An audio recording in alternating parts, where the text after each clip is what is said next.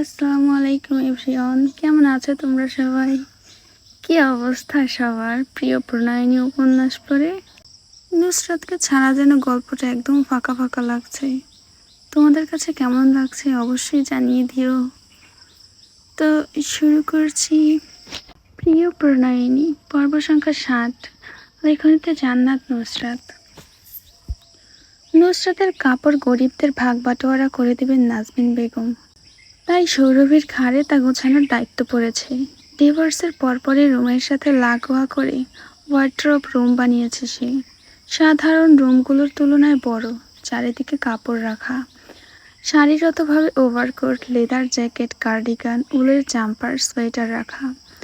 জুতোর রেখে লিমিটেড এডিশনের high heel, boot heel, block heel, boot, pencil heel, stiletto, slipper, flat জুতা, sneakers, loafer. কালো আর ডার্ক রেড কালারের ভেতরে চোখ ঝাঁঝিয়ে উঠল সৌরভীর। হেঁটে হেঁটে দেখলো পুরো রুমটা। যেদিকে গেল লাইটগুলো জ্বলে উঠল নিজে নিজে। মিররের পাশের ভ্যানিটি ওয়ার্ড্রোবে গুচ্ছির লিমিটেড এডিশনের ব্যাগ রাখা, উপরে এবড়ো থেবড়ো হাতের লেখা, আমার জিনিসে হাত দিবি না কেউ। সৌরভী মৃদু হাসলো, চোখ পড়ল ঘড়ির কালেকশনের দিকে। এই চাকচিক্য জিনিসের প্রতি মোটেও লালসা আসলো না। নুসরাতের পছন্দের প্রশংসা করলো নিজ মনে। হ্যালো কিটের ওভারসাইজ টি শার্টগুলো হ্যাঙ্গার করে রাখা, সেগুলো নিচে নামিয়ে রাখা হলো। নাজমিন বেগমের কথা মতো সবগুলো ভাঁজ করলো একটা একটা করে। কাজ শেষ করে ফিরে যাবে এমন সময় কালো মোড়কে মোড়ানো একটা জিনিস ডাস্টবিনের কাছে ফেলে রাখা দেখলো। বুড়ো কুচকে এগিয়ে গেল সেই। মেঝে থেকে হাতে তুলে নিতেই চোখ কুচকালো আরো বেশি। শক্ত কাগজটা সরাতে গুটি গুটি অক্ষরে লেখা কিছু শব্দ ভাসলো অক্ষিগোচরে। সৌরভে পড়তে শুরু করলো। একবার দাদা, ও হ্যাঁ, দাদা বলতে বোঝাচ্ছি আমার দাদার স্ত্রীকে, আই মিন মেহেরুন্নেসাকে। উনি আমাকে চ্যালেঞ্জ করেছিলেন আমি নাকি জীবনে ডায়েরি লিখতে পারবো না। কিন্তু উনি হয়তো জানে না নুসরাত নাসির পারে না এমন কিছুই নেই এই পৃথিবীতে। এতটুকু লেখা, পৃষ্ঠার শেষে গুটি গুটি অক্ষরে লেখা, nothing in this world perfect except me. যে যাই বলুক না কেন নুসরাত নাসির জন্ম থেকেই পারফেক্ট। এটা দিয়ে শুরু করলাম লেখা। সৌরভী পরের পৃষ্ঠা উল্টালো। কি বক্কর চক্কর লিখতে বসেছি খোদা জানে। মেহেরুন্নেসার সাথে চ্যালেঞ্জ নিয়ে ফেসে গিয়েছি, তবুও এই চ্যালেঞ্জ আমি জিতবই। উপরে বড় বড় করে লেখা, কারোর অনুমতি ব্যতীত তার ডায়েরি পড়া অভদ্রতা, আর আপনি সেই অভদ্রতা নিশ্চয়ই করবেন না, তাই না? সৌরভে এসব লেখার ধার ধারল না, পড়তে শুরু করলো। তারিখও লেখা আছে, বহুদিন পূর্বের লেখা হয় ছোপ ছোপ দাগ পড়ে গিয়েছে। যেদিন আমাদের বিয়ে হলো দাদার কথায়, সেদিন আব্বা এত খুশি হয়েছিল যে প্রায় কান্নার দ্বার প্রান্তে ছিল। যেদিন ওই বাড়ি থেকে আমরা বের হয়ে আসলাম আব্বু কাঁদছিল। আমি সেসব আমলে নেইনি, কিভাবে নেব, তখন ছোট ছিলাম। ওই বাড়ি থেকে বের হয়ে এসে যখন 3 রুমের ওই বাসায় উঠলাম আমার মিশ্র অনুভূতি হচ্ছিল। একদিকে পরিবারকে রেখে আসার হতাশা, অন্যদিকে নতুন এক পরিবেশে আসায় আমি খুশিতে আত্মহারা। দিন গড়িয়ে সন্ধ্যা হতে হতেই বুঝলাম ওই বাড়ির মানুষগুলোকে আমি খুব মিস করছি। যেই সেই মিস না, ইচ্ছে করছিল গাড়িতে উঠে চলে যেতে। আম্মা চাচিদের রেখে আসার কারণে ওড়না চেপে চেপে কাঁদত। কয়েকদিন যাওয়ার পর সব ঠিক হয়ে যাবে ভাবলাম, হলো না। আরো তীব্রভাবে তাদের মনে পড়তে শুরু করলো। সন্ধ্যার পর একসাথে বসে আড্ডা দেওয়া, চাচিদের হাতের রান্না, ঘরদোর পরিষ্কার, এত মানুষ একসাথে থাকা একটা রমরমে ভাব বিরাজ করত। সেগুলো মনে হাতছানি দিত। আব্বার বড় ভাইকে ওই সময় শয়তান লোক ছাড়া আমার কাছে আর কিছুই মনে হতো না। মুখে তেতো হয়ে যেত ওই লোকের কথা মনে পড়লেই। ইচ্ছে করতো লাঠি দিয়ে পিটিয়ে আসি। কিভাবে কিভাবে যেন আমার সেই আশা পূরণ হয়ে গেল। একবার বিদেশ থেকে আসার পর চোর ভেবে আমি আর আব্বা ওই লোককে পিটিয়ে ফেললাম। ছোটবেলায় একটু সিনেমাটিক ভাবতাম বসে বসে, চোখের সামনে টেলিকাস্ট হতো সেসব। আমার কাছে একটা জিনের চেরাগ আছে, চেরাগ ঘষতেই সেখান থেকে জিন বের হবে। মুখটা গুলুমুলু, মাথায় এক গাছে চুল, পাগুলো মাছের লেজের মতো, মাথার উপরে ওড়েছে। চেরাগ হতে বের হয়ে বলল, আমার মালিক, বলুন আপনার 3টা ইচ্ছে। তখন আমি বলতাম, সৈয়দ বাড়িতে যেন হেলাল সাহেব আর তার ছেলেরা হলিডে বেড়াতে না আসে, আমাদের বিয়ে না হয়, সব যেন ঠিক থাকে। তখন চেরাগের জিন আমার কথা শুনে সব ঠিক করে দেবে ভেবেই আনন্দ লাগতো। গালে হাত ঠেকিয়ে অনেক সময় ভাবতাম, এরা যদি দেশেই না আসতো আমাদের বিয়ে হতো না। সেই সব ভেবে ভেবে দিনকাল যেতে শুরু করলো। ছোটবেলায় আবার অনেক কিছু হওয়ার ইচ্ছা ছিল আমার। ডাক্তার হওয়ার ইচ্ছা পোষণ করলাম নিজ মনে। সেই অনুযায়ী পড়াশোনা করতে লাগলাম। বছর খানিক পেরিয়ে যাওয়ার পর এক বিকেলে খবর আসলো আজমল আলী বেঁচে নেই। আম্মা ছুটে দাদা বাড়ি যেতে চাইলো, কিন্তু আব্বা যেতে দিল না, জেদ ধরে রইল। আমিও আব্বার পক্ষে থাকলাম। আজমল আলীকে হসপিটালে নেওয়ার পর মৃত্যু হওয়ার শেষ পর্যন্ত হসপিটালে গিয়ে শেষ দেখা করে আসলো। দাদাকে জানাজা পড়িয়ে কবর দেওয়া হলো। তখনও নিষ্ঠুর লোকগুলো দেশে আসলো না। ভালোই হলো, কয়েক বছর কেটে গেল। যেহেতু আমাদের ছোটবেলা থেকে কিশোরী পর্যন্ত কেটেছে 3 রুমের ওই বাসায়, তাই আব্বা কিনে ফেললেন বাসাটা। উইল করা হলো আম্মার নামে। আজমল আলী মারা যাওয়ার আগেই নিজের জায়গা জমি ভাগ বাটোয়ারা করেছিলেন ছেলেদের নামে। সৈয়দ আকবর আলী, আব্বার দাদা, উনি ছিলেন প্রতাপশালী একজন লোক। যেহেতু আমাদের দাদা একাই, তাই তখনকার কয়েকশো টাকার সম্পত্তি রেখে গিয়েছিল দাদার জন্য, যা এখনকার সময়ে কয়েক কোটি টাকা হয়ে গিয়েছে। কিছু সম্পত্তি মমর নামে দেওয়া হলো। সৈয়দ বাড়ির পাশের জায়গা, যেখানে এখন নাসির মঞ্জিল, তা আমার আর ইশরাতের নামে করে দিলেন আজমল আলী। দাদিকেও 2টো ফ্ল্যাট দিলেন। সব থেকে বেশি সম্পত্তি দিয়েছিলেন সৈয়দ জাইন হেলাল আর আরশ হেলালকে। প্রথম নাতি হওয়ায় আমার হিংসে হয়, আমাদের কেন দিল না। বুড়ো মরার আগেও বৈষম্য করে গিয়েছে, ভালো হবে না বুড়োর বাচ্চা। যাই হোক, আব্বা মীরাবাজার থাকা আমাদের নামে একটা বাসা বিক্রি করে দিল। সেই টাকা দিয়ে নাসির মঞ্জিল তৈরি করলো। যখন মীরাবাজার দিয়ে যাই ওই বাসার দিকে আমি তাকিয়ে থাকি, আজ এটা আমার নামে থাকতো, কোনো বিষয় না। এসএসসি পরীক্ষা দেওয়ার পর আমি আর ইরহাম মিলে বুড়োয়ের উপর পিয়ার্সিং করে ফেললাম। একই সাথে নাকে আর কানেও করলাম। ইরহামকে খুব প্ররোচনা দিলাম কানে পিয়ার্সিং করার জন্য। ও বলল ওকে নাকি ডন লাগবে, মোটু পাতলুর যে ডন বানেগা, ওই ডনের মতো। এইটুকু পড়ে সৌরভী হেসে ফেলল। সময় নিয়ে আবার পড়া শুরু করলো। বাড়িতে যখন দুজন এসে সারপ্রাইজ দিলাম, দেখো দেখো আমরা পিয়ার্সিং করেছি, তখন আম্মা তার রোবোটিক্স জুতো দিয়ে 2জনকে উদম কেলানি দিলেন। আব্বা বললেন, সুন্দর লাগছে, থাকুক না। আম্মা খেপে গেল, যদি আয়ের উপরে আমাদের পিয়ার্সিং থাকে সে বাড়ি ছেড়ে চলে যাবে। আমি আরেক জায়গায় পিয়ার্সিং করেছিলাম, তা চেপে গেলাম। এটা জানলে আম্মা আমাকে লাথি মেরে বাড়ি থেকে বাইরে ফেলে দেবে। কোথায় আর একটা করেছি, তাই না?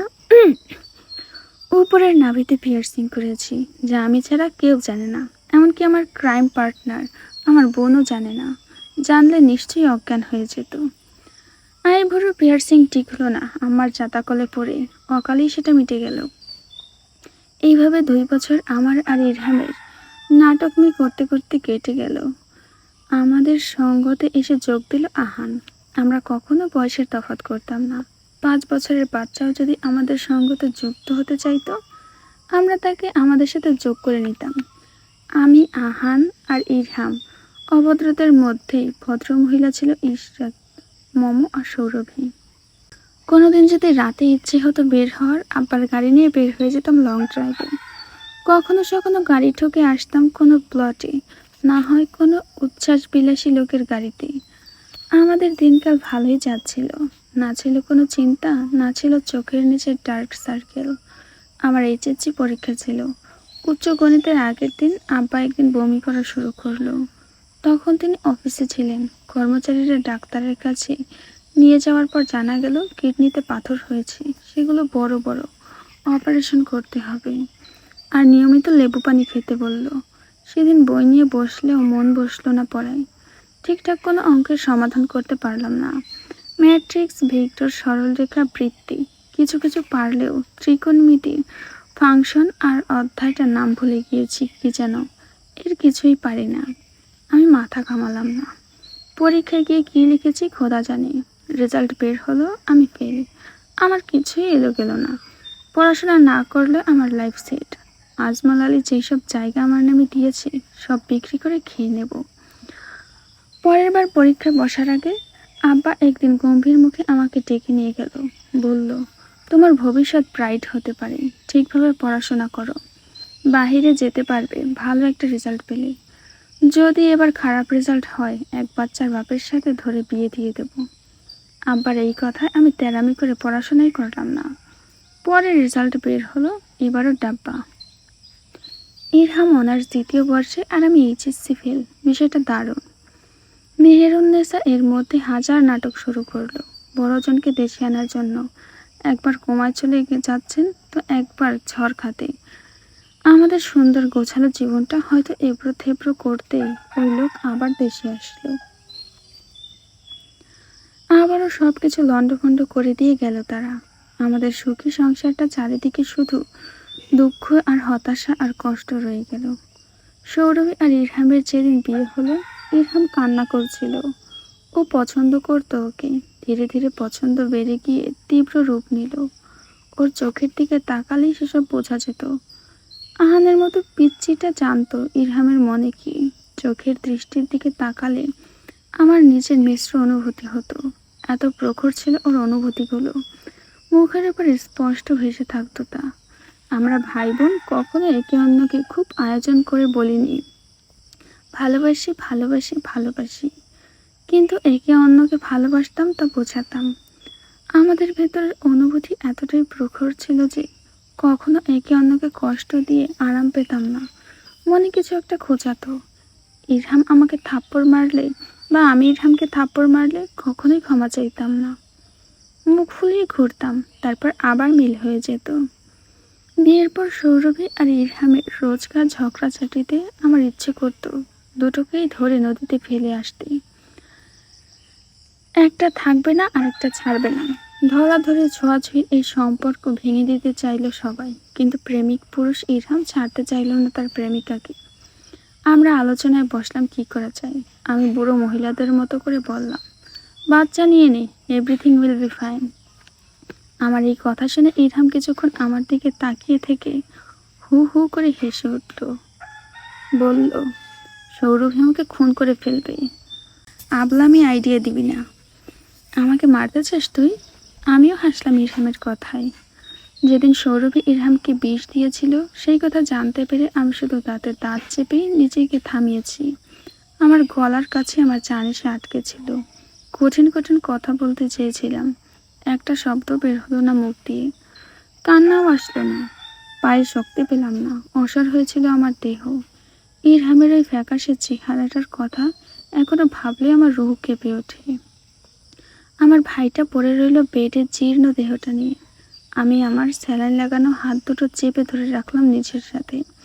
মির্গে রোগের ন্যায় থরথর করে কাঁপছিল আমার সমগ্র শরীর। আল্লাহর কসম করে বলছি, যদি আমার গায়ে স্যালাইন লাগানো না থাকতো আর ইরহামের কিছু হয়ে যেত, আমি আমাদের বন্ধুত্বের ধার ধারতাম না। গলা টিপে সৌরভীকে মেরে ফেলতাম, না হয় কোদাল দিয়ে কুপিয়ে ওকে হত্যা করতাম। কত বড় সাহস ওই মেয়ের! বন্ধুত্ব যাক চলে, আমি আমার রক্তকে এমন করে মরতে দিতে পারতাম না। ইরহাম আর আব্বাকে নিয়ে বাড়িতে ফিরে আসার পর জানা গেল ও বাড়ির সবাই বিদেশ চলে গিয়েছে। বাতাসে খবর আসলো ওই লোক নাকি পাগলামি করছে। করুক, যার ডিভোর্স পেপারে সাইন করতে হাত কাঁপেনি তার পাগল হওয়াই উচিত, পাগলামি করা উচিত। আব্বার শরীর কিছুটা ভালো হলো। নিয়মিত ডাক্তারের চেক আপ করানোতে জানা গেল শরীর আগের তুলনায় ভালো আছে, কিন্তু কোনোভাবে চাপ নেওয়া যাবে না ওনার, স্পষ্ট রূপে ডাক্তার বলে দিল। আমি মানলাম ডাক্তারের কথা। আব্বাকে বললাম, সৈয়দ চয়েস আমি সামলাবো। আব্বা যেন হাফ ছেড়ে বাঁচল। এর আগেও আমাকে অনেকবার বলেছিল একজন পার্ট টাইম ওয়ার্কার হিসেবে ঢোকার জন্য, কিন্তু আমি মানা করে দিয়েছি। আমার আর আরশ ভাইয়ের একই জেনারেশনে জন্ম নিয়ে ভুল হয়ে গিয়েছে, এটা স্বীকার করতে আমার বিন্দুমাত্র লজ্জা লাগছে না যে আমি টক্সিক। আরশ ভাইও টক্সিক। আজমল আলী এখানেই সমস্যা করে ফেলেছেন। আমার জন্য একজন গ্রিন ফরেস্ট এনে দেওয়ার জায়গায় উনি আমাকে রেড ফ্ল্যাগ ধরিয়ে দিলেন। ওই কুত্তার বাচ্চা আমাকে কোন সাহসে ডিভোর্স দিয়েছে? আমি ওকে সামনে পেলে খুন করব। ও কি মনে করে আমাকে ডিভোর্স দিয়ে বেঁচে যাবে? হুম, আমি ওর মাথায় সারাক্ষণ তাণ্ডব করে বেড়াবো, মরে গেল পেতনি হয়ে ওর পিছু নেব। এতটুকু লেখা শেষে আর কিছু নেই। সৌরভে আরো দু এক পাতা উল্টালো। শেষের দিকে এক পেজে লাল কলম দিয়ে লিখে রাখা, আমাদের যেদিন ডিভোর্স হলো সেদিন আমি কোনোরকম শরীরটা টেনে এনে বিছানায় শুয়ে পড়লাম। আরশ ভাইয়ের প্রতি আমার অনুভূতিটা ঠিক কি আমি জানি না। ভালোবাসা, আবেগ, মায়া, নাকি অন্য কিছু, কিছুই জানি না। সেদিন আমি বুঝতে পারলাম আরশ ভাইয়ের প্রতি আমার অনুভূতিটা প্রখর ভালোবাসা। এতটুকু লিখতে গিয়ে আমার হাত কাঁপছে। এটা কি তবে ভালোবাসা? যেই লোকটাকে আমি আমার হৃদয়ের কাছে রেখেছিলাম তার কাছ থেকে ওই শব্দগুলো আশা করিনি, এই জন্য ভেঙে পড়েছিলাম আমি। আমার চোখের পাতা ভিজে আসছে, গলার কাছে কিছু একটা দলা পাকাচ্ছে। শব্দের ভান্ডার পূর্ণ, তবুও আমি বাঘ হারা শূন্য, কিছুই লিখতে পারছি না। আমি স্বীকার করছি, আরশ ভাই যদি সেদিন আমাকে রেগে চরিত্রহীন না বলতো, আমি কখনো ডিভোর্সের কথা মুখেই আনতাম না। ডিভোর্সের কথা ভাবলে আমার শরীর থেকে বুক কাঁপে বেশি। আমার হাতটা কাঁপছে একই সাথে। কলম অনেক কষ্টে চেপে ধরে রেখেছি। আমি নিজের থেকেই নিজে পালাচ্ছি। আমি নিজেই নিজেকে ভুল বোঝাচ্ছি। আমি সব জানি, সব উপলব্ধি করি। না হলে নাহিয়ান আবরার পূর্বর মতো এত সুদর্শন একটা লোকটাকে আমার কেন ভালো লাগেনি? পূর্বের কাছে দাঁড়ালে আরশ ভাই কিছুই না, তবুও আমার কাছে আরশ ভাইয়ের থেকে সুদর্শন লোক আর কাউকে মনে হয়নি। আমার বাপ চাচার পরে ওই লোককে আমার সব থেকে বেশি ভালো লাগে। আমি কি তবে লোকটাকে ভালোবাসি? ভালোবাসার অনুভূতি কি এমন হয়? আমি জানি না, আমি কিছুই জানি না। আমি শুধু জানি ওই লোককে খুব করে চেয়েছিলাম আমি নিজের করে, কিন্তু নিয়তি আমার ভাগ্যে তাকে রাখেনি। মুখ ফুটে কখনো এই কথা বলতে না পারলেও আমার মস্তিষ্ক, আমার হৃদয় জানে সব কিছু। আমি নিজেকে কতটা সাহসী দেখাই, আমার ভেতরটা জানে আমি কতটা ভীতু, যে নিজের অনুভূতি স্বীকার করতে ভয় পাই। আমি কি ন্যাকামি করছি এসব লিখে? জানি না। ন্যাকামি হলে হলো, একদিনের ন্যাকামি করলে কিছুই যাবে আসবে না। একদিন না হয় আমি আমার ন্যাকামিকে প্রশ্রয় দিলাম। আমার চিৎকার করে কাঁদতে ইচ্ছে করছে এই সময়, কিন্তু আমি কাঁদতে পারছি না।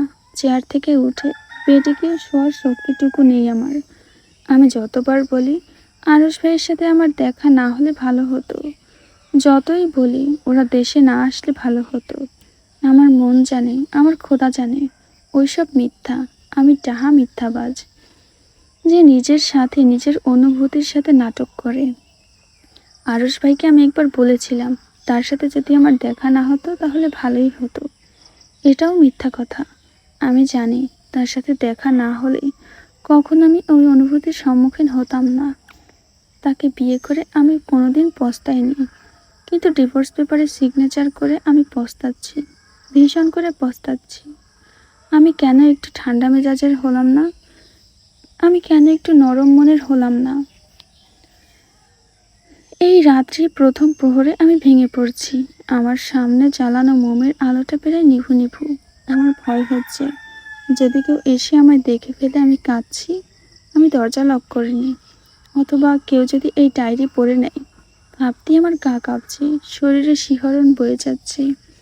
কেউ না পড়ুক এই ডায়েরি, না হলে আমি ভীষণ হীনমন্যতায় ভুগব। কেউ যেন এই ডায়েরি আমি ব্যতীত স্পর্শ না করে। আমি নিজে আজ যা লিখছি তা আর দ্বিতীয়বার কখনো পড়ব না। আমি জানি এইটুকু পড়লে আমি নিজের কাছে নিজে লজ্জিত হব।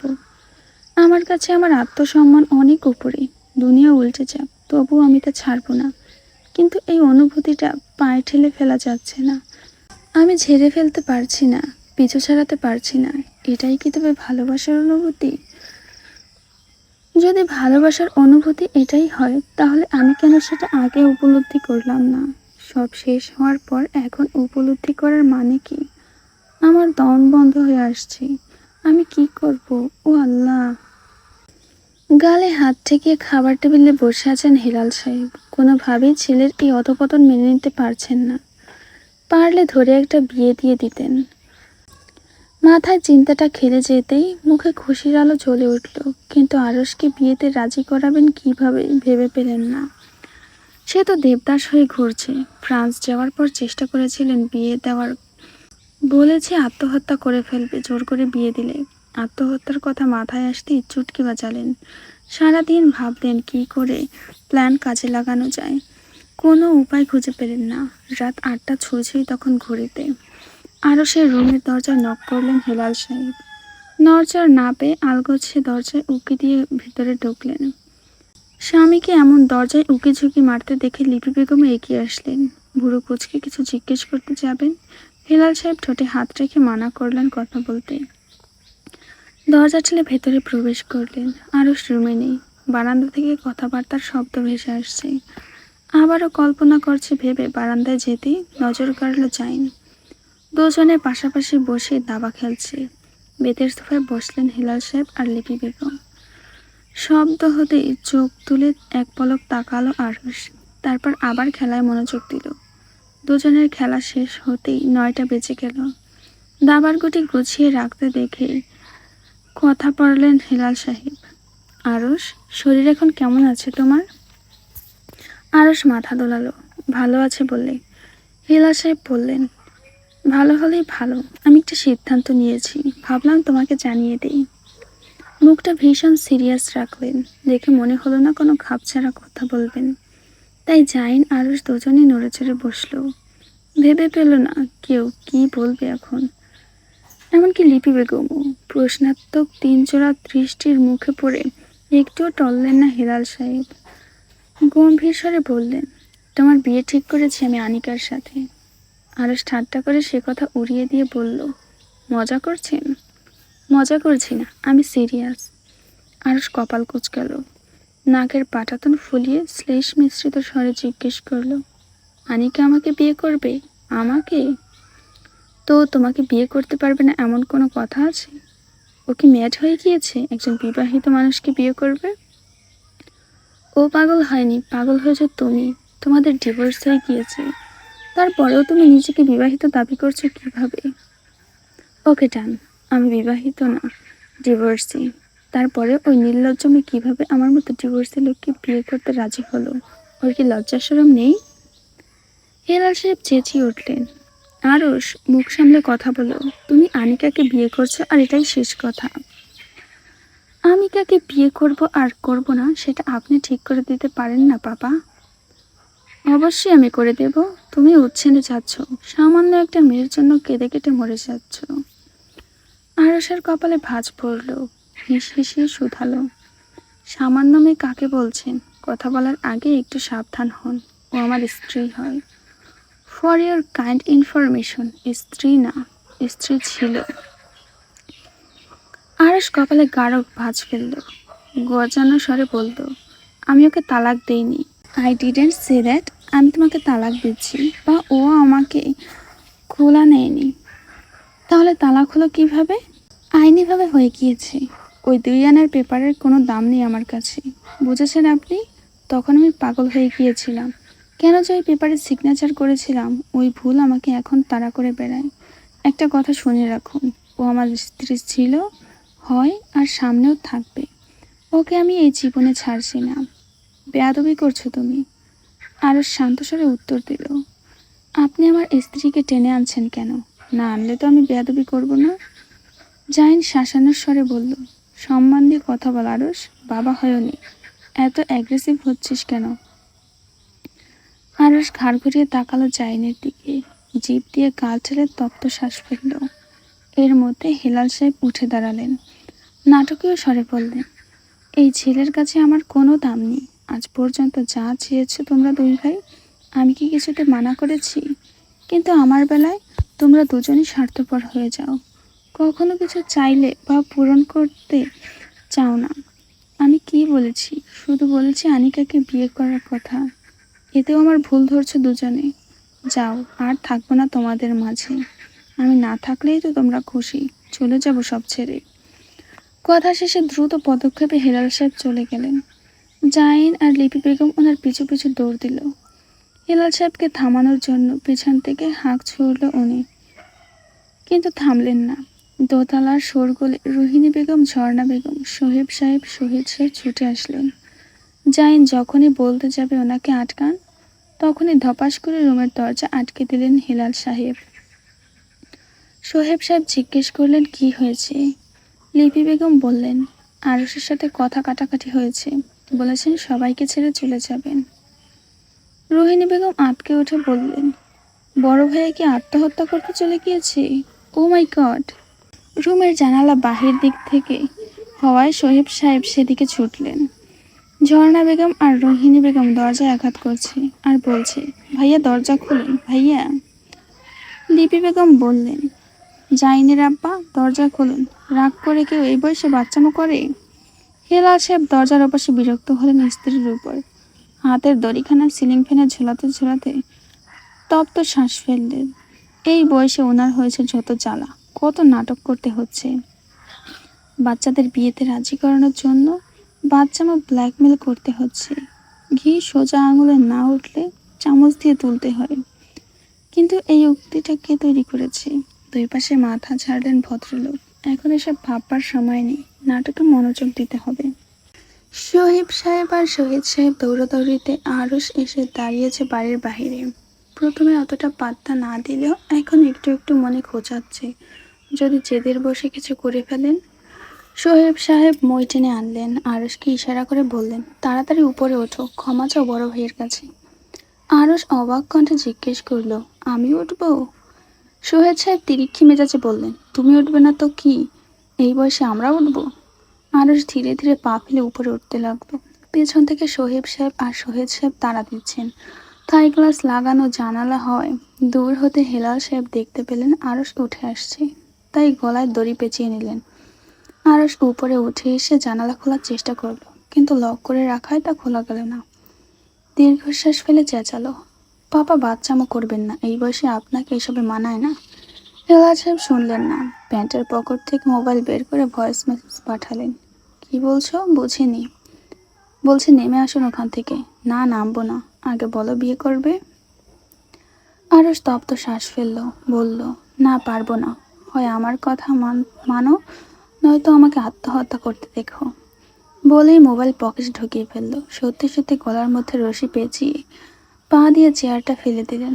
আরশ সর্বশক্তি দিয়ে চেঁচিয়ে উঠল, পাপা আমি বিয়ে করব, আমি ওয়াদা করছি বিয়ে করব, প্লিজ নেমে আসুন, এমন করবেন না পাপা। আরশের কথা শুনতেই ঠোঁটে হালকা হাসির রেখা ভেসে উঠল হেলাল সাহেবের। এর মধ্যেই দরজা ভেঙে জাইন ভেতরে এসে প্রবেশ করল। বড় ছেলের এমন কাণ্ডে একটু বিরক্ত হলেন বটে, একটু আগে এলেই তো সব পণ্ড হয়ে যেত। ভাবনার ভেতরে গলায় টান পড়তে চোখ উল্টে আসলো ওনার। পা শূন্যে ভাসতে দেখেই বুঝে গেলেন, অভিনয় করতে গিয়ে সত্যি সত্যি এখন মৃত্যুর দ্বার প্রান্তে তিনি। জানটা বের হয়ে যাবে এমন সময় পায়ের নিচে ভর আসলো, গলার টানটা হালকা হয়ে আসলো। চোখ বন্ধ করে দীর্ঘশ্বাস ফেললেন, তারপর সবকিছু সামনে অন্ধকার হয়ে গেল। হেলাল সাহেবের জ্ঞান ফেরার পর যখন আরশ বিয়ে করতে মানা করে দেবে, তখন তাকে ইমোশনাল ব্ল্যাকমেল করতে শুরু করলেন ভদ্রলোক। সৈয়দ বাড়ির সবাই মনে মনে বিরক্ত হলেও টু শব্দটি করল না। তারা প্রত্যক্ষদর্শী হয়ে দাঁড়িয়ে রইল এক জায়গায়। হেলাল সাহেবের তোড়জোড়ে এই সামনের শুক্রবারে বিয়ের তারিখ ঠিক করা হলো। খুব ঘটা করে বিয়ে হবে না, পারিবারিকভাবে বিয়ে হবে। নববধূকে এই বাড়িতে এনে বিয়ে পড়িয়ে নেওয়া হবে। কাছের আত্মীয় ছাড়া তেমন কেউ দাওয়াত পাবে না। বিয়ের মিষ্টি পুরো সোসাইটিতে আয়োজন করে ভাটা হলো। ইরশাদকে যখন আহান মিষ্টির বক্স নিয়ে দিল, তখন মেয়েটা ভীষণ অবাক। মিষ্টি একটা তুলে নিয়ে জিজ্ঞেস করলো, কিসের মিষ্টি? আহান তখন নিরুদ্বেগ কণ্ঠে আওড়ালো, আরশ ভাইয়া আর আনিকা আপুর মেয়ের বিয়ের মিষ্টি। হাতে নেওয়া মিষ্টিটা ইরশাদ মুখে তুলতে পারল না, আলগোছে রেখে দিয়ে টিস্যু দিয়ে হাত মুছে নিল। মুখে কোনো অনুভূতির ছাপ ভেসে উঠল না, শান্ত স্বরে বলল, যেখান থেকে মিষ্টি তুলে এনেছিস সেখানেই ফেলে আয়। ইরশাদের কথা মতো আহান তাই করলো। বিয়ে ঠিক হওয়ার পর থেকে আনিকার খুশি দেখে কে, খুশিতে তার পা মাটিতে পড়ল না। এত বছরের অপেক্ষার ফল পেয়েছে সে, আল্লাহ তাকে খালি হাতে ফেরাননি। গতকাল রাতে আরশ তাকে নক করেছে, বলেছে দেখা করার জন্য। মনে মনে হাজারো আশার দানা বেঁধে আনিকা প্রস্তুত হলো আরশের সাথে দেখা করার জন্য। কিন্তু তার আনন্দ উচ্ছ্বাস মিটিয়ে দিতে আরশ যে ওপাশে অপেক্ষা করে আছে তার মোটেও ধারণা নেই মেয়েটার। খুশি মনে সিঁড়ি বেয়ে আনিকাকে নামতে দেখে মাহাদি বাদামি সবুজের মিশ্রণে গভীর চোখগুলো তাকালো। ওদিকে তাকিয়ে থেকে ভীষণ আফসোস হলো। তার বাবাকে বারবার এই বিয়ে থেকে সরানোর চেষ্টা করেছে সে, এমনকি বোনকেও। কেউ তার কথা কানে তুলছে না। এতবার বোঝালো আরশকে বিয়ে করতে মানা করে দিতে, কিন্তু আনিকা ড্যাং ড্যাং করে বিয়েতে রাজি হয়ে গেল। বাবা মায়েরা একটু লোভী প্রকৃতির হয়, সেটা জানে মাহাদি। সে নিজেই বাচ্চার বাবা হলে নিজের বাচ্চার ভালো দেখতো, কিন্তু যেখানে তার বোন সুখী হবে না সেখানে কিভাবে ওই বিয়ে সে মেনে নেবে। আরশের সাথে এই বিষয়ে কথা বলেছে সে। আজ যে আনিকার খুশিতে ভাটা পড়বে তা ভেবেই বিরক্তিতে মস্তিষ্ক সহ পুরো দেহ তার ঝাঁঝিয়ে উঠল। তার বোনের জন্য কি পাত্রের অভাব হবে? আরশকে সে জন্মের পর থেকে চেনে। কি পরিমাণ রেড ফ্ল্যাগ ওই ছেলে, সে সম্পর্কে ধারণা আছে তার। নিজের জিনিস নিজের করে পেতে সব ধরনের পথ অবলম্বন করবে। যেখানে নুসরাতের মতো মেয়ে তার এসব সহ্য করতে পারেনি, সেখানে তার নাজুক বোনটা এসব সহ্য করবে কিভাবে? আরশ যখন আনিকাকে মূল্যায়ন না করে অতীত নিয়ে পড়ে থাকবে, তখন কার বেশি কষ্ট হবে? ওরই তো। তাহলে এই কথাগুলো মেয়েটা ভাবছে না কেন? আবেগ দিয়ে জীবন চলে না, এইসব বোঝে না কেন আনিকা? বোনকে শেষবারের মতো বোঝানোর জন্য উঠে দাঁড়ালো মাহাদি। ভিক্টরকে সাথে নেবে না বলে জেদ করছে। মাহাদিকে এগিয়ে আসতে দেখে ভিক্টর নালিশ ঠুকলো। ম্যাম আমাকে তার সাথে নিয়ে যাবেন না বলছেন, উনি কি একা একা যাবেন স্যারের সাথে দেখা করতে? মাহাদি বোনের দিকে সরাসরি তাকালো, জিজ্ঞেস করলো, ভিক্টরকে সাথে নিচ্ছিস না কেন? আনিকা ঠোঁট ফুলিয়ে মাহাদির কাঁধ আঁকড়ে ধরল, বলল, মাহাদি আমি একা আরশের সাথে দেখা করতে চাই, প্লিজ প্লিজ, আজ শুধু একা চাই, প্লিজ। আনিকার জন্ম ফ্রান্সে হওয়ায় কথা বলতে গেলে ফার্সি অ্যাকসেন্ট উচ্চারিত হয়। মাহাদি নিষ্পলক পান পাতার মতো ঢলঢলে মুখটার দিকে তাকিয়ে রইল। বলল, বিয়েতে মানা করে দে আনিকা। আনিকা নাক ফোলালো, বলল, না পারবো না, আরশ তোকে কখনো সুখী রাখবে না। আনিকা জেদ ধরে দাঁড়িয়ে রইল। ভিক্টর পিছু সরে দুই ভাই বোনকে স্পেস দেয় কথা বলার জন্য। মাহাদির পুরুষালী হাত দুটো তুলে নেয় বোনের আদরে মুখটার। আনিকা, বোন আমার, ভাইয়া চান না করে দে বিয়েতে। জেদ করে না সোনা, তুই কেন বুঝতে পারছিস না? আনিকা মাহাদির দিকে ছলছল নয়নে তাকিয়ে থেকে বলে ওঠে, তুই কেন বুঝতে চাচ্ছিস না মাহাদি? আমি এই দিনের জন্য এত বছর ধরে অপেক্ষা করছি। আমি আমার ব্যক্তিত্বের বাহিরে গিয়ে চেয়েছি আরশ আর নুসরাতের ডিভোর্স হয়ে যাক, না হয় নুসরাত মরে যাক। নুসরাত মরে গেলে আরশ আমার হয়ে যাবে। তুই দেখতে পাচ্ছিস না এতদিন পর আমার সুখ এসেছে, আমার কাছে ধরা দিচ্ছে। তাহলে তুই কেন তার সরানোর জন্য উঠে পড়ে লেগেছিস? আনিকা, আরশ একটা রেড ফ্ল্যাগ। নুসরাতের কি অবস্থা হয়েছিল দেখিসনি? আমার কি হবে তোর কিছু হয়ে গেলে? বোন আমার, সময় থাকতে না করে দে। এখনো হাতের বাহিরে কিছুই যায়নি, না করে দে সোনা। ভাইয়ার কথা শোন, ভাইয়া তোকে পৃথিবীর সব থেকে সুন্দর ছেলে এনে দেবে। তুই চাইলে আমরা। আনিকা মাহাদের কথা কেটে দিল, ঠোঁট ভেঙে কেঁদে ফেলার মতো করে বলল, আমার কাউকে চাই না, আমার আরশকেই চাই। এত কষ্ট, এত অপেক্ষার পর আমি ওকে পেয়েছি। আমি নুসরাতের মতো ওকে ছেড়ে দেব না, নিজের করেই নেব। মাহাদি, মাহাদি, শোন আমার কথা, আমি আরশকে আমার করে নেব, বিশ্বাস কর। মাহাদি অসহায় চোখে তাকিয়ে রইল। বোনকে বোঝানোর চেষ্টা করলো, আরশ কখনো তোর হবে না আনিকা। তোর লাইফ হেল হয়ে যাবে, ধ্বংস করে দেবে সব কিছু। ভাইয়ার কথাটা রাখ, দেখবি সামনে ভালো কিছু হবে। আনিকা মাহাদের একটা কথা রাখলো না। দুই পাশে মাথা দোলাতে দোলাতে কান্নায় ভেঙে পড়ল। স্পষ্ট করে জানিয়ে দিল, আমি এই বিয়েতে মানা করব না, আমি আরশকেই বিয়ে করব। যা হয়ে যাক, আমার জীবন ধ্বংস হয়ে যাক, আমি শেষ হয়ে যাই, তবুও আমার ওই রেড ফ্ল্যাগ লোকটাকে বিয়ে করা লাগবে। শুধু আরশ আমার। দুই হাতের তালু দিয়ে চোখ মুছে হাঁটা ধরল মেয়েটার সম্মুখে। পেছনে স্থির দাঁড়িয়ে থাকা মাহাদি ফিরে তাকায় না। যদি ভেঙে পড়ে? ঠোঁট কামড়ে কান্না আটকায়। গলার কাছে দলা পাকানো কান্নারা যেন গলা চেপে ধরে আছে। তবুও স্বাভাবিক থাকার চেষ্টা করে আনিকা। সে বিয়ে করবে আরশকে। আরশকে তার হতেই হবে যে কোনো মূল্যে। আনিকা নিজের নৈতিকতা ভুলে ওই লোকের স্ত্রী মরে যাক সেই দোয়া করেছে। এখন সে পিছু হটবে না। রেস্টুরেন্টের সামনে গাড়ি থামিয়ে পার্ক করলো পার্কিং এরিয়ায় গাড়িটা। নিজের হ্যান্ড ব্যাগ তুলে নিয়ে হাঁটা ধরলো সম্মুখে। ঠোঁটে সৌজন্যমূলক হাসি ঝোলালো। ভেতরে প্রবেশ করেই রিসেপশনের দিকে এগোলো সে। মেয়েটা জিজ্ঞেস করলো, ম্যাম কি নামে রেজিস্টার? সৈয়দ আরশ হেলাল আনিকা এহসান খান। মেয়েটা বলল, ডানে গিয়ে সোজা চলে গেলে সিঁড়ি পাবেন। ওই সিঁড়ি দিয়ে উপরে উঠলে ট্যারিস পাবেন। আপনাদের টেবিল নাম্বার 60। আনিকা সামান্য হেসে মাথা দোলালো। এক মেয়ে থামিয়ে দিল। আনিকা ভুরু উঁচাতেই সে বলল, চোখে লেন্স ইউজ করেছেন ম্যাম?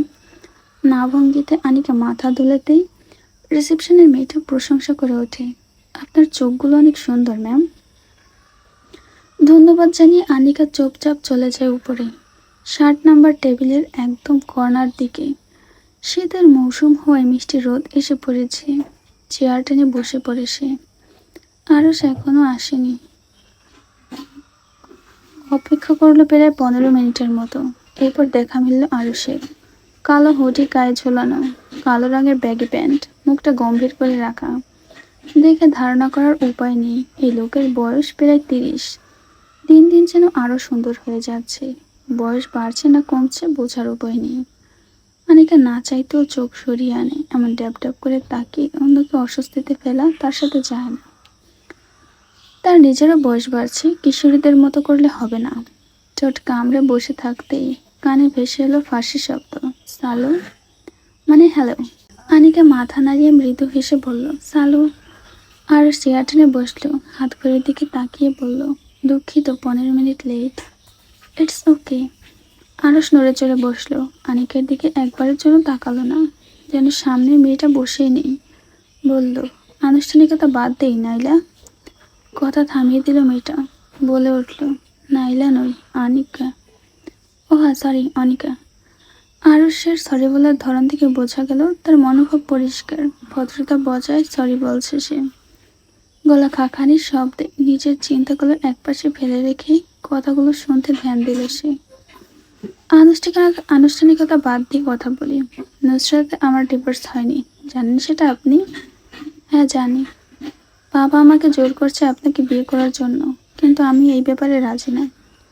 ভদ্রলোক আমাকে ইমোশনাল, মেন্টাল সব ধরনের ব্ল্যাকমেল করছেন, যাতে আপনাকে আমি বিয়ে করে নিই। আমি বিয়েতে মানা করলেও শুনছে না, তাই আপনি এই বিয়েতে মানা করে দিন। আপনি মানা করে দিলে আমি সারা জীবন আপনার প্রতি কৃতজ্ঞ থাকব। আপনাকে বিয়ে করে স্ত্রীর মর্যাদা আমি দিতে পারবো না। সংকোচবিহীন ঝটপট কথা বলা শেষ করলো আরশ। আনিকার পান পাতার মতো মুখটা থমথমে। কঠোর স্বরে বলল, আপনি নুসরাতকে নিজের স্ত্রী বলে দাবি করছেন, যেখানে আপনাদের একদিনেরও সংসার হয়নি। সেখানে এই বিয়ের কোনো মূল্য নেই। আরশ হেসে ফেলল আনিকার কথায়। কটাক্ষ শ্লেষ মিশ্রিত চোখ দুটো তুলে শূন্যে তাকিয়ে রয় দূরে। এক ঝাঁক পাখি উড়ে যায় নীল আকাশে। বিষাদ ভরা কণ্ঠে বলে, সংসার নাই হলে বা কি, আমি ওর কথা ভেবে এক জীবন কাটিয়ে দিতে পারবো। কখনো আপনাকে স্ত্রীর জায়গা দিতে পারবো না, নিজের প্রাপ্য সম্মান পাবেন না, তারপরও এমন একজনকে আপনার বিয়ে করবেন? আনিকা একটু দ্বিধা করলো না। আরশের কথার উত্তর দিতেই, জি হ্যাঁ করব।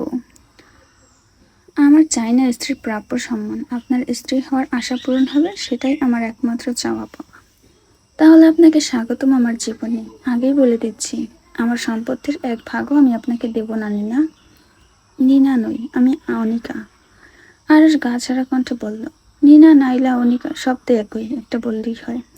তাহলে আপনি বিয়েতে মানা করছেন না? আনিকা এবার একটু দ্বিধায় ভুগলো। আরশের দিকে তাকালো। আরশ উঠে দাঁড়াচ্ছে। এতক্ষণ যে তারা বসেছিল, এক কাপ কফি এই লোকটা অর্ডার করেনি, জিজ্ঞেস করেনি তাকে পানি খাবে কিনা। কি অভদ্র এই লোক। চিপ দিয়ে ঠোঁট ভিজিয়ে নিয়ে সেও উঠে দাঁড়ালো। প্যান্টের পকেটে হাত ছড়াচ্ছে লোকটা।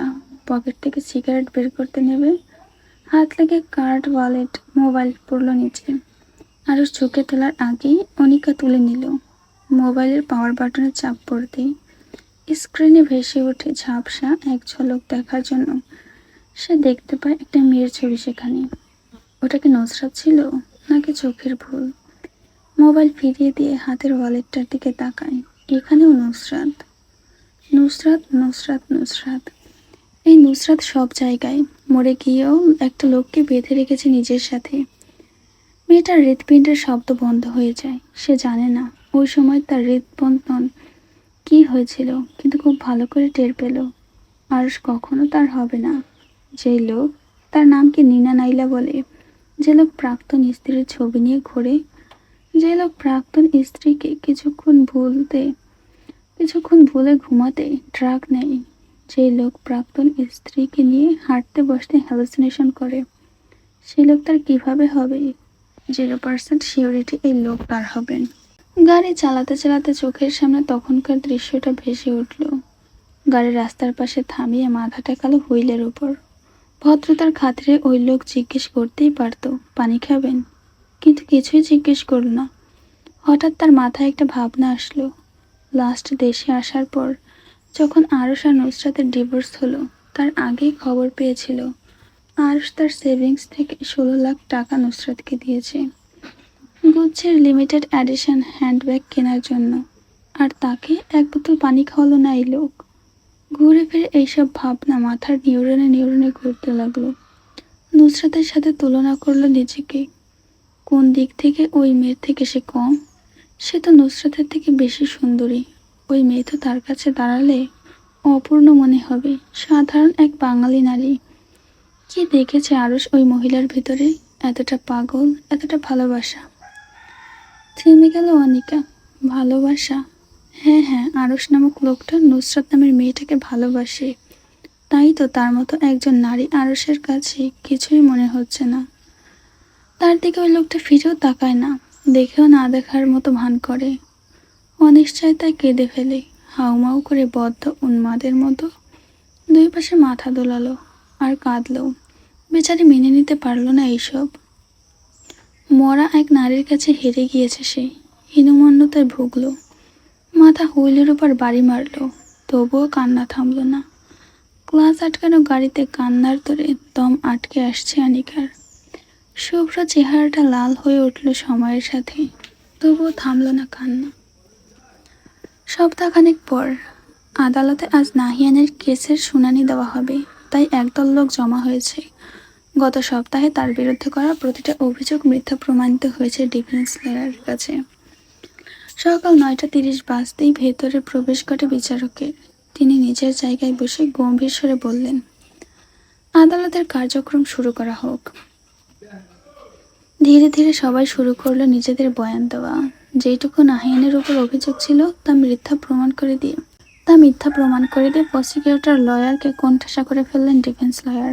বিচারক যখন নাহিয়ানের শুনানি দেওয়ার জন্য তৈরি হলেন, বলতে শুরু করলেন, নাহিয়ান আপনার পূর্বের উপর থেকে সকল অভিযোগ মিথ্যা হওয়ায়। নাহিয়ান কথা কেটে দিয়ে বলল, আমার কিছু বলার আছে। গম্ভীর চেহারাটা কয়েকদিনে ভেঙে পড়েছে। অগোছালো চুল, কাপড়, সদা পরিপাটি থাকা লোকটাকে দেখে মায়া হয় সবার দৃষ্টি চলে গেল নাহিয়ানের দিকে। নাহিয়ান স্বীকারোক্তি দিল, আজ পর্যন্ত যা যা করেছে সে। বাচ্চাদের অঙ্গ প্রত্যঙ্গ পাচার থেকে শুরু করে বিভিন্ন কালোবাজারিতে তার হাত ছিল। বোমা হামলায় তার হাত কতটুকু, সে কতটা জড়িত, সবকিছুর স্বীকার আসলো নির্দ্বিধায়। সকল সাক্ষ্য প্রমাণ এবং মামলার নথিপত্র পর্যালোচনা করে বিচারক কিছুক্ষণ নীরব থাকলেন। কি বলবেন ভেবে পেলেন না। নাহিয়ানকে থামানোর চেষ্টা করে ডিফেন্স লয়ার বারবার ইয়োর লর্ড মাই লর্ড বললেন, তবুও কিছুতে কিছু হলো না। বিচারক নাহিয়ানের স্বীকারোক্তি শুনে কলম দিয়ে কিছু লিখলেন খাতার মধ্যে। দিনের গুমোট বাতাবরণটা ভেদ করে ভদ্রলোকের গলার স্বর ভেসে এলো, উপস্থিত সাক্ষ্য প্রমাণ, জব্দকৃত আলামত এবং আসামির স্বীকারোক্তির ভিত্তিতে আদালত এই মর্মে সিদ্ধান্তে উপনীত হচ্ছে যে আসামি নাহিয়ান অধিক হত্যার অপরাধে দোষী। অতএব তাকে দণ্ডবিধির 302 ধারার অধীনে দোষী সাব্যস্ত করা হলো। আইন অনুযায়ী তাকে মৃত্যুদণ্ডের শাস্তি প্রদান করা হবে শীঘ্রই। আদালত কক্ষে ভারী নীরবতা নেমে এলো। বিচারক শেষবার নথির দিকে তাকালেন, অতঃপর নিজের হাতুড়ি দিয়ে টকটক শব্দ তুলে বললেন, the case is closed. Hey everyone, আমি একটা জায়গায় আসছি, আর এই জায়গার নেটওয়ার্ক এত এত খারাপ। আল্লাহ, মানে 2026 সালে যে এমন নেটওয়ার্ক থাকতে পারে তা আমার কল্পনাতীত। তাও কোথায় জানেন? বরিশালের একটা গ্রামে। এত বাজে নেটওয়ার্ক, মানে নো সার্ভিস লেখা আসে ফোনই অফ। নেটওয়ার্ক পেতে হলে বাড়ি থেকে মনে হয় 10 মিনিট সামনে যেতে হয়। একটা ভিডিও আপলোড দিতে সেদিন আমার পুরাই 38 ঘন্টা সময় লেগেছে গতকালের ভিডিওটা আপলোড দিতে। জানি না আজকে এটা কতক্ষণে দিতে পারবো। ওকে, সবাই ভালো থেকো। বাই বাই, আল্লাহ হাফেজ।